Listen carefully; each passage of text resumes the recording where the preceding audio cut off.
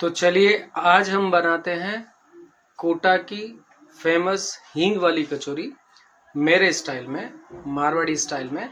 तो चलिए हम शुरू करते हैं, ज़्यादा तो टाइम चलिए वेस्ट ना सबसे करते पहले हुए लेंगे मूंग की दाल शुरू पीली करते वाली। हैं। मैंने मूंग की दाल ली है, इसको हम गला देंगे पानी में डाल के।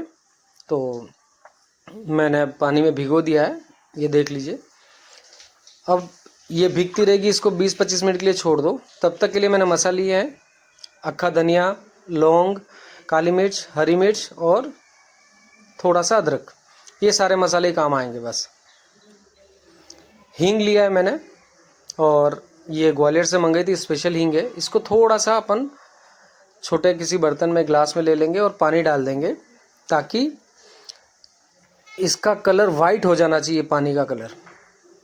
तो वो पानी ही हम डालेंगे, क्योंकि जो उसका फ्रेगनेंस है, टेस्ट है, वो सब उस पानी में आ जाएगा। तो ये पानी में गला दिया है मैंने। अब हम मैदा लेंगे, नमक मैंने डाल दिया है। अब मैदे के बीच में ये सा थोड़ा बना लेंगे, ताकि इसमें पानी डाल दें। याद रखना, पानी डालने के बाद उसी में हमको तेल डालना है, ठीक है? यही करना। ये देखो, मैंने पानी में तेल डाला हूँ, इसी के साथ डालना है। अब इसको अच्छे से गूंथ लेना है, और सॉफ्ट गूंथना है, याद रखें, एकदम सॉफ्ट गूंथना है, हार्ड नहीं होना चाहिए। पानी उस हिसाब से आप ले लेना, ताकि सॉफ्ट डो बन जाए, अच्छा सा डो बन जाए। और ये देखो, मैं डो बना दिया। अब इसको ढक के रख देंगे 20 मिनट के लिए। तब तक ये सही रहेगा 20 मिनट के लिए। तब तक हम मसाले को, ये जो मैंने मसाले थे, इसको कूट लेंगे। तो ये हरी अपना काली मिर्च, लौंग और ये अक्खा धनिया, इन तीनों को कूट लेंगे। तो ये मैंने कूटने के लिए डाल दिया। इसको अच्छे से कूट लेंगे।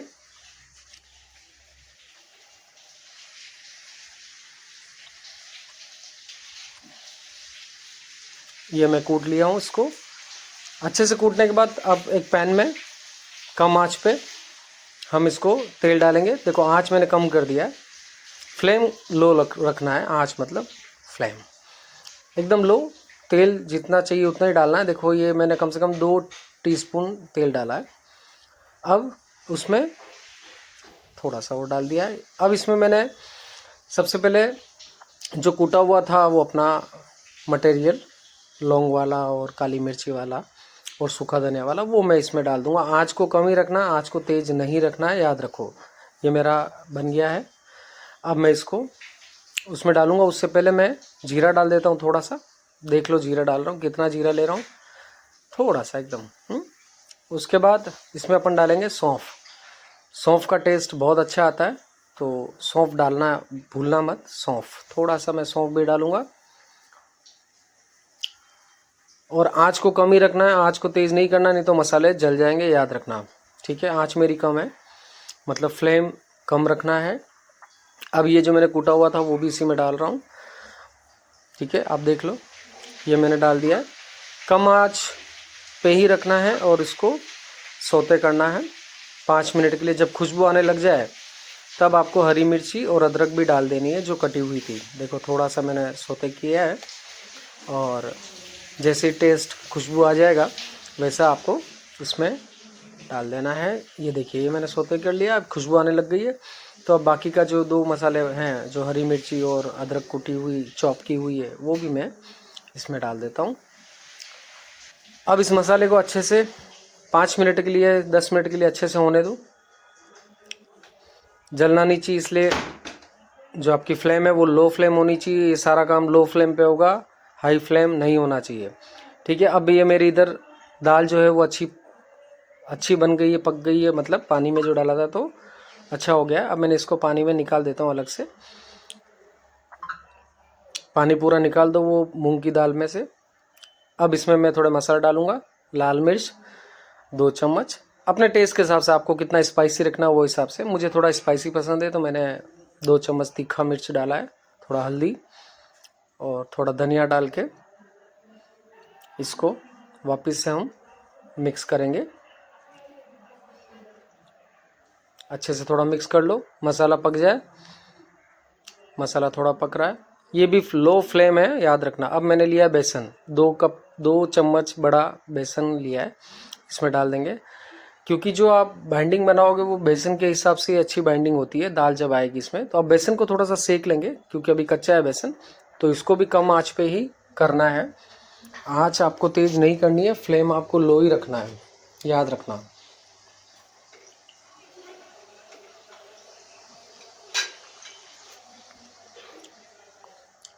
अब ये अच्छे से थोड़ा सा सिक जाएगा, तब हम इसमें हमारी वो जो भिगोई हुई दाल थी गलाई हुई, हम इसको उसमें डाल देंगे। देखो ये लम्स पड़ जाते हैं जब आप बेसन डालते हो, तो लम्स को आपको ऐसे इस तरह से करना है ताकि लम्स ना रहे और अच्छे से आपका सारा फ्लेवर उसी में रहे।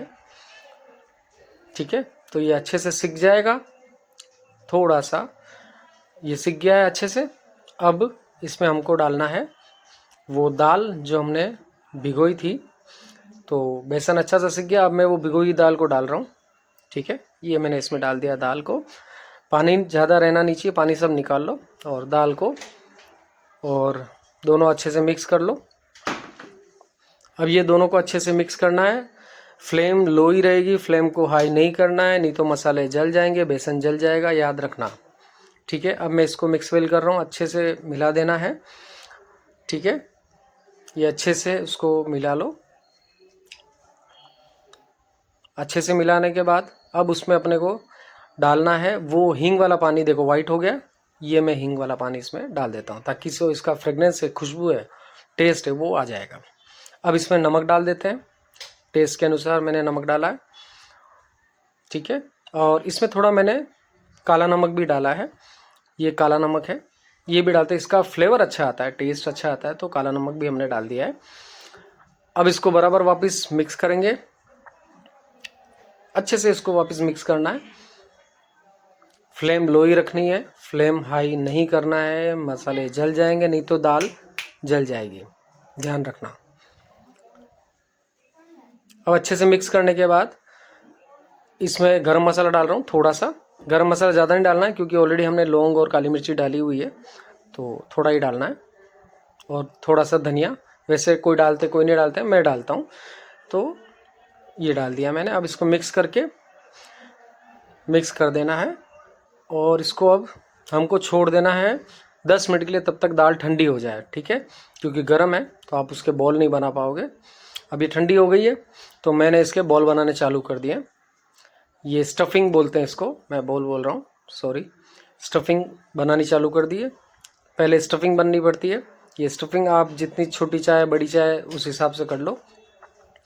मैंने अपने मुट्ठी के हिसाब से स्टफिंग तैयार कर ली है। ये सारा तैयार हो गया है। अब नेक्स्ट अपना जो प्रोसेस है, वो जो मैदा पड़ा हुआ था इसको हमने अब निकाल लेना है, सॉफ्ट है।